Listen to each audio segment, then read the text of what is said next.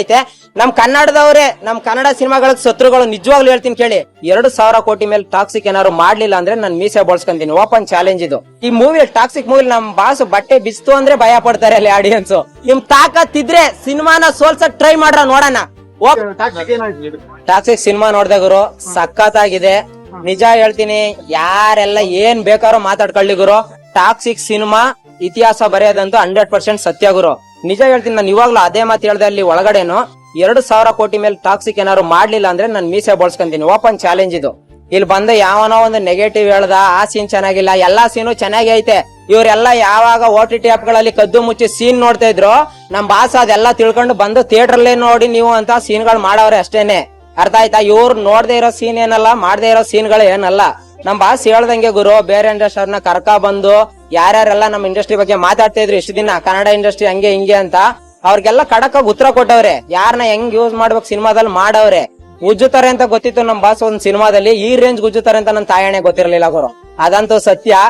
ಈ movie toxic movie ನಮ್ boss ಬಟ್ಟೆ ಬಿಸ್ತು ಅಂದ್ರೆ ಭಯ ಪಡ್ತಾರೆ ಅಲ್ಲಿ ಆಡಿಯನ್ಸ್. ಆ ರೇಂಜ್ ಗದೆ ಅರ್ಥ ಆಗಿರ್ಬೇಕು ಅಂತ ಅನ್ಕೊಂತೀನಿ. ಚೆನ್ನಾಗಿದೆ ಬ್ರದರ್.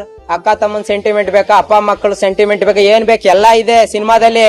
ನೀವು ನೋಡೋರೆಲ್ಲ ಫೋಕಸ್ ಅಲ್ಲಿಗೆ ಯಾಕಾಗ್ತೀರಾ, ನಿಮ್ ಮೈಂಡ್ ಸೆಟ್ ಹಂಗಿದೆ ಅಂತ ಅರ್ಥ ಮಾಡ್ಕೊಂಡ್ಬಿಡ್ರಿ.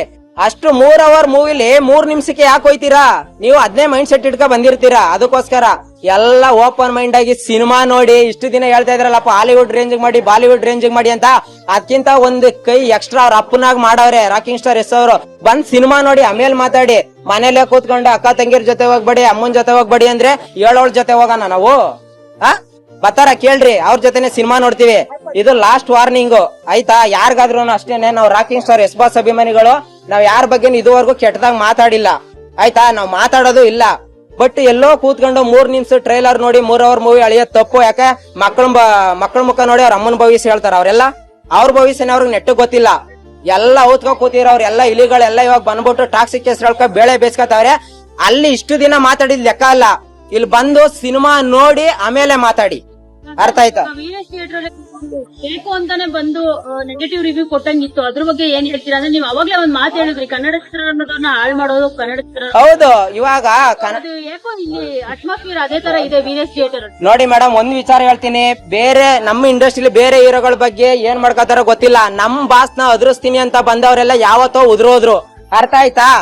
ಇವತ್ತು ಬೇರೆ ಇಂಡಸ್ಟ್ರಿ ಅವರೆಲ್ಲ ನಿಂತ್ಕೊಂಡು ನಮ್ ಬಾಸ್ಗೆ ಸಲಾ ಮಾಡಿತಾರೆ.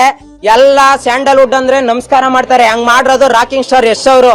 ಇಂತ ನನ್ ಮಕ್ಳೆಲ್ಲ 200-300 ರೂಪಾಯಿಗೆ ಬಂದು ಇಲ್ಲಿ ನೆಗೆಟಿವ್ ರಿವ್ಯೂ ಕೊಟ್ರೆ ನಮ್ ಬಾಸ್ ಕೂದ್ಲು ಸಮಾನ. ಅವ್ರೆಲ್ಲ ನಿಮ್ ತಾಕತ್ತಿದ್ರೆ ಸಿನಿಮಾನ ಸೋಲ್ಸಕ್ ಟ್ರೈ ಮಾಡ್ರ ನೋಡೋಣ. ಓಪನ್ ಚಾಲೆಂಜ್ ಇದು. ನನ್ ಮಕ್ಳಿಗೆ 300 ಕೊಟ್ರೆ 1 ದಿನ ಬರ್ತಾರೆ, 2 ದಿನ ಬರ್ತಾರೆ, ನೆಗೆಟಿವ್ ಮಾಡ್ಸೋಣ. ಅವ್ರ ಅಪ್ಪನ್ ಕೊಟ್ಟಿದ್ರೆ ಓಪನ್ ಆಗಿ ಬಂದು ಡೈರೆಕ್ಟ್ ಆಗಿ ರಾಕಿ ಬೈನ ಸೋಲ್ಸ್ಬೇಕು ಅಂತ ಹೇಳಿ ನೋಡೋಣ. ತಾಕತ್ ಇದೆಯಾ? ಯಾವ ನನ್ನ ಮಗನ್ಗೂ ಇಲ್ಲ. ಜಸ್ಟ್ ರಾಕಿ ಬೈ ನೋಡ ಯೋಗ್ಯತೆನೆ ಇಲ್ಲ ಅವ್ರಿಗೆಲ್ಲ. ಅರ್ಥ ಆಯ್ತಾ? ಇನ್ ನೆಗೆಟಿವ್ ಮಾಡಿ ಟಾಕ್ಸಿಕ್ ಸಿನಿಮಾ ಸೋಲ್ಸ್ತೀನಿ ಅನ್ನೋದೆಲ್ಲ ಸುಳ್ಳು. ಬರೀ ಹಿಂದಿ ಇಂಗ್ಲಿಷ್ ಅಲ್ಲಿ ಹೊಡಿತಾರಲ್ಲ, ಇಟ್ಟು ಇನ್ ಯಾರು ತಡ್ಕೊಳಕ್ ಆಗಲ್ಲ ಬ್ರದರ್. ಆ ರೇಂಜ್ ಸಿನಿಮಾ ಐತೆ. ನಮ್ ಕನ್ನಡದವರೇ ನಮ್ ಕನ್ನಡ ಸಿನಿಮಾಗಳಿಗೆ ಶತ್ರುಗಳು. ನಿಜವಾಗ್ಲೂ ಹೇಳ್ತೀನಿ ಕೇಳಿ, ಬೇರೆ ಇಂಡಸ್ಟ್ರಿ ಅವ್ರು ಸಲಾ ಮಾಡಿತಾರೆ. ಟ್ರೈಲರ್ ನೋಡಿ ಏನ್ ಗುರು ಈ ರೇಂಜ್ ಮಾಡವ್ರೆ ಯಶ್ ಅವರು ಅಂತ. ಇವ್ರು ನೋಡಿದ್ರೆ ಇಲ್ಲಿ ಹುಡುಕ್ತಾರೆ, ಅಲ್ಲಿ ಸರಿಯಾಗಿಲ್ಲ, ಇಲ್ಲಿ ಮರ್ಯಾದೆ ಕೊಟ್ಟಿಲ್ಲ, ಅವ್ರು ಮರ್ಯಾದೆ ಕೊಟ್ಟಿಲ್ಲ ಅಂತ. ಇದೇ ಒಂದ್ ರೇಪ್ ಆದಾಗ ಬಂದ್ ಪ್ರತಿಭಟನೆ ಮಾಡ್ರಿ, ಕಂಪ್ಲೇಂಟ್ ಕೊಡ್ರಿ ನೋಡೋಣ. ನಿಮ್ ಪೌರಸ ಮೂವಿ ನೋಡಿ ತೋರ್ಸಿ. ಅದನ್ನ ಬಿಟ್ಟು ಸೋಷಿಯಲ್ ಮೀಡಿಯಾದಲ್ಲಿ ಬಾತ್ರೂಮ್ ಅಲ್ಲಿ ಕೂತ್ಕೊಂಡು ಫೇಸ್ಬುಕ್ ಅಲ್ಲಿ ಪೋಸ್ಟ್ ಹಾಕೋದಲ್ಲ. ಆಯ್ತಾ? ಜೈ ಟಾಕ್ಸಿಕ್.